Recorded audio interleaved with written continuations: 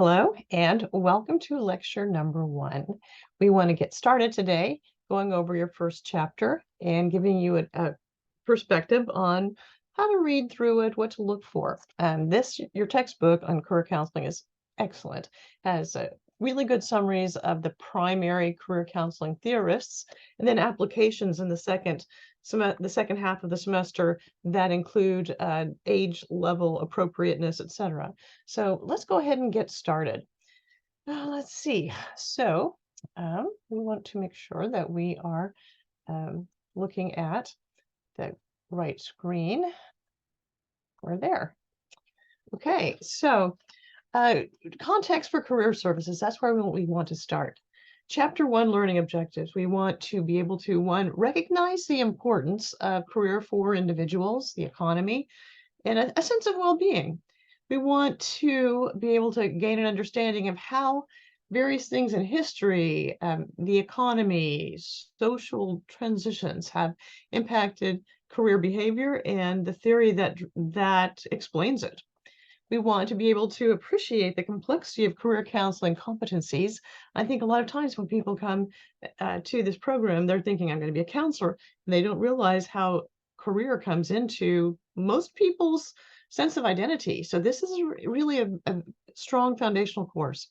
And number 4 is to understand the limits of overly structured career counseling and getting past that just test and out the door kind of mentality, and looking at common interactions between a counselor and a client, looking for a simplistic approach that's helpful. So those are our learning objectives. And of course, I'm inspired by quotes.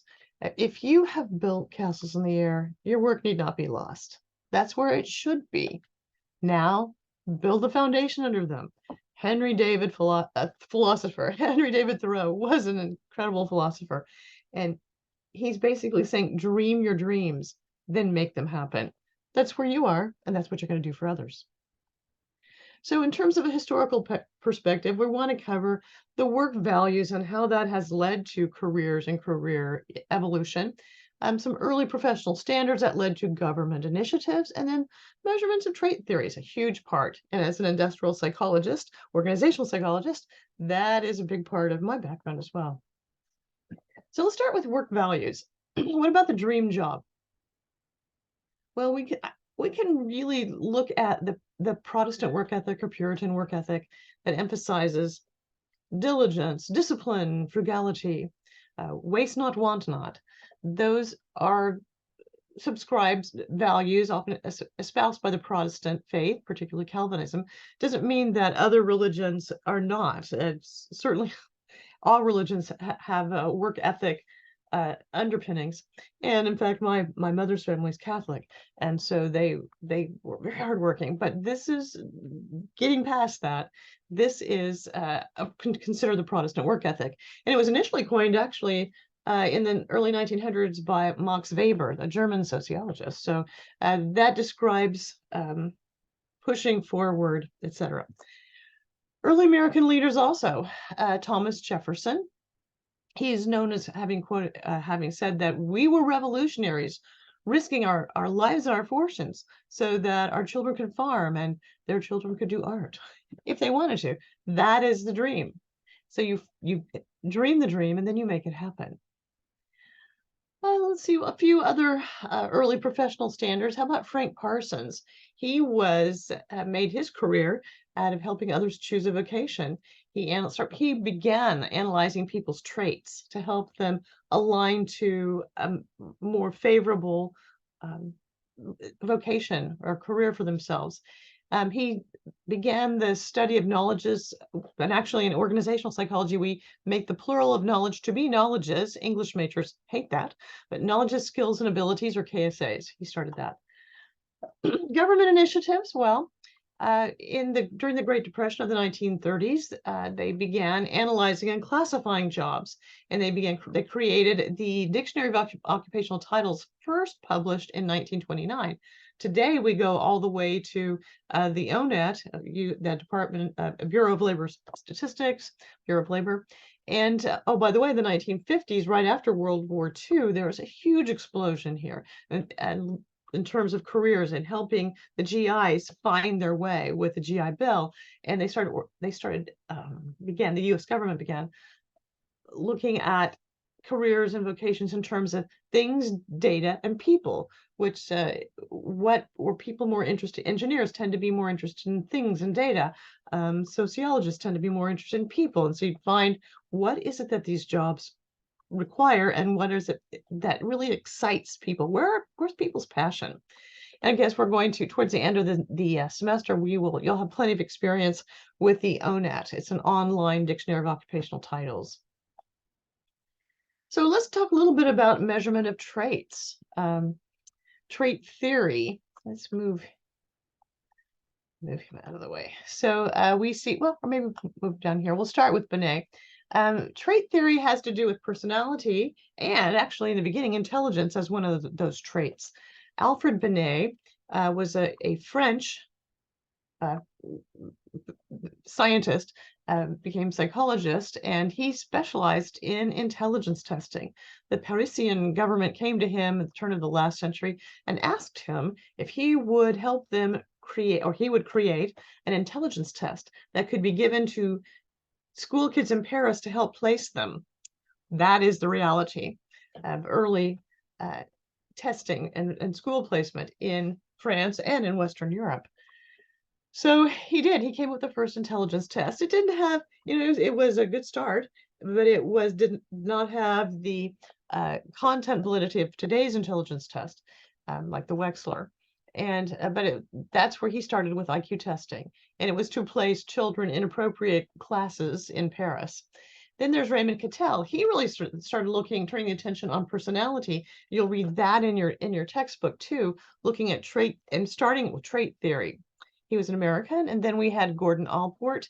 Gordon Allport, another American from Harvard, and he had, his work led to the theory of the Big Five.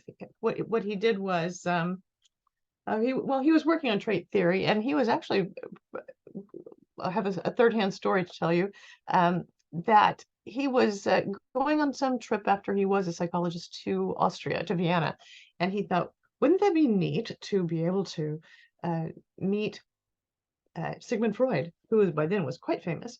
And so he wrote a letter to him, and he didn't expect him to respond, but Freud did. And Freud had said, yes, please, when you're in Vienna, come by and see me. And he had told him the day, time, etc. So when Gordon Allport arrived, he knocked on the door of the address of Sigmund Freud. He was brought in by, I think it was Freud's wife was served. This is a story I heard. As his receptionist, brought him in, and there he was sitting behind his desk with his famous cigar. And Allport sat down. He hadn't prepared what he was going to say to Freud. He just wanted to meet him.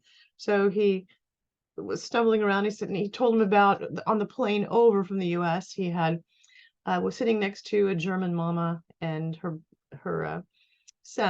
young son in Lederhosen, and he said that she was very fastidious, and she was very careful about how this little boy was not to get dirty or messed up, and how he must sit and be controlled, etc. And he thought that was interesting. Then there was this painful pause where he didn't know what to say. And after a while, Sigmund Freud said, and that little boy was you. And so apparently Gordon Allport was highly offended, and he went back to Harvard and began writing the rest of his career about how, regarding how psychoanalysis was a hoax, and that it could not tell you what you needed to know about people, which is very interesting. Point being, he then went on to his work. Gordon Allport's led to the Big Five theory of normal personality, which he used graduate students to take exams, or take a survey in which they would other graduate students had I think actually he gave this to a lot of undergrads, and it was the graduate students who did the work. They took every adjective out of the Webster's dictionary that could be considered a descriptor, personality descriptor. And they came up with, I think, about around 36,000 words. And then it was for extra credit, undergraduates could check which of those 36,000 words were descriptive of them. And then they would do by hand, this is before computers, would do by hand a factor analysis. And they came up with, they found that when someone describes themselves or personality through adjectives, these adjectives, 36,000, tend to coagulate into about 5 primary overarching concepts or constructs. And those 5 are introversion versus extroversion, which, by the way, is considered as one of, if not the most inheritable personality characteristic that we know of as inheritable as eye color. And then agreeableness or agreeableness, likability, openness to new ideas, culture, conscientiousness on a scale of highly conscientious to disregarding authority, etc. And the last one, a neuroticism, sort of a mental health one.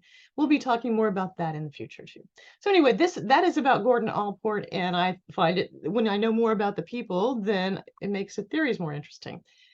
You'll hear more about inventories, and you'll read about the other intelligence tests. So I mentioned about Stanford Binet. Oh, so Binet created his IQ test. Stanford picked it up and used it and ended up evolving into the Wechsler.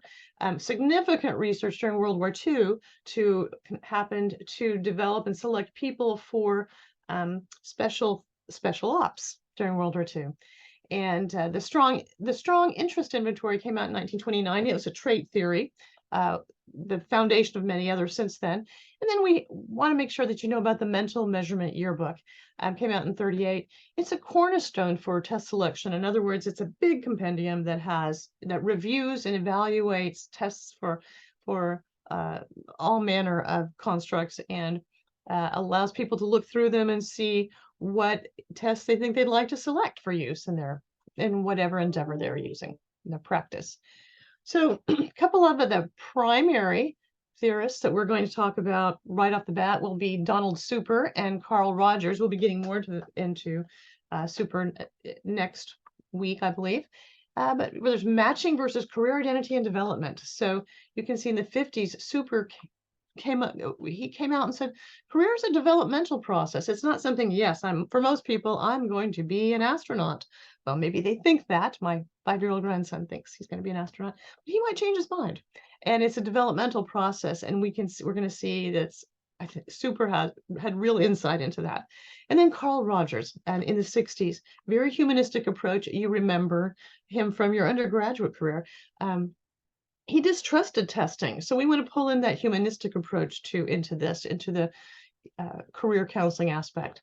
So we're taking job requirements and we're navigating them through the psychological dynamics of careers, and that's going to be a major part of this class.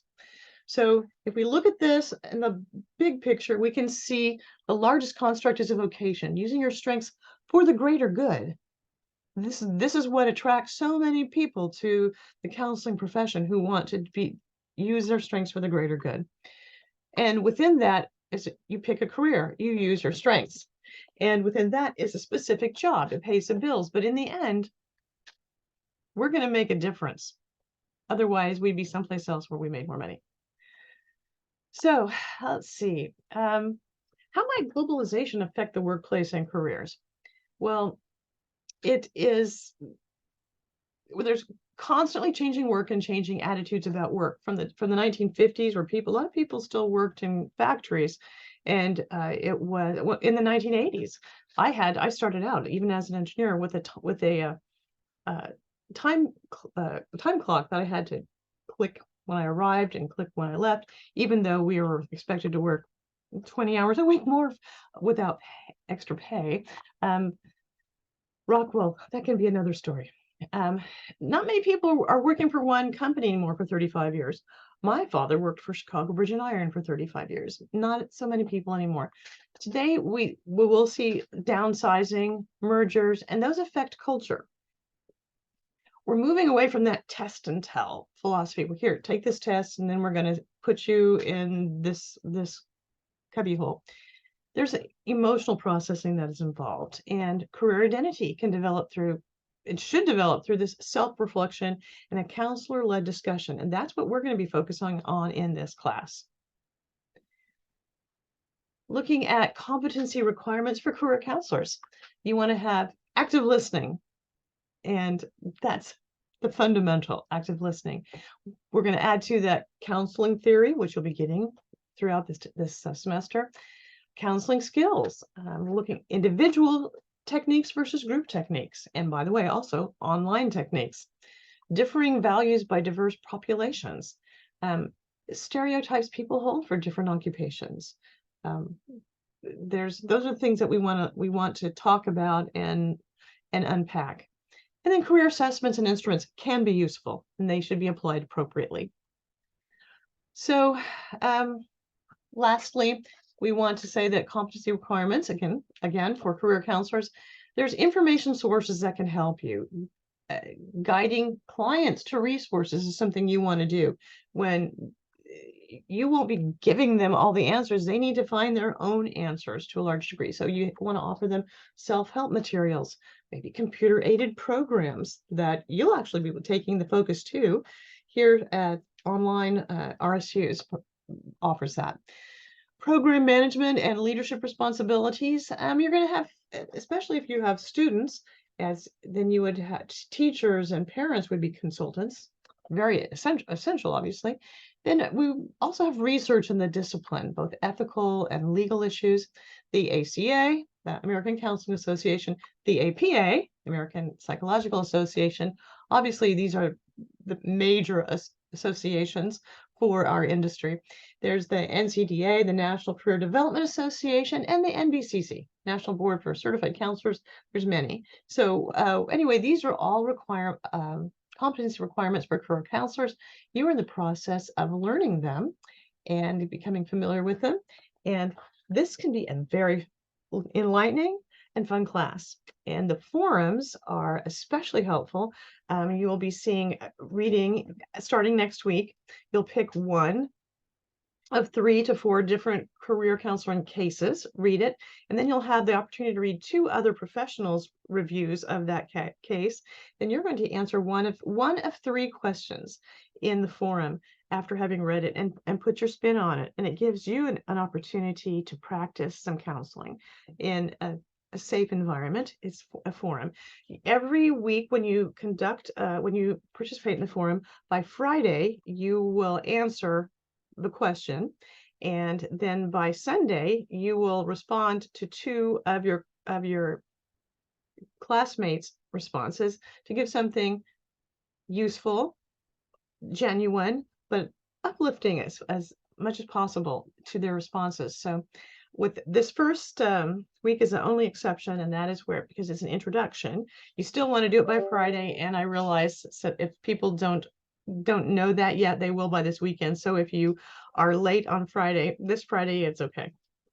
But in the future, you need there's a point deducted if the first question, if the first response to one of the questions is not posted by Friday, because others need to be able to have time to read your answer so they can respond for the 2 extra.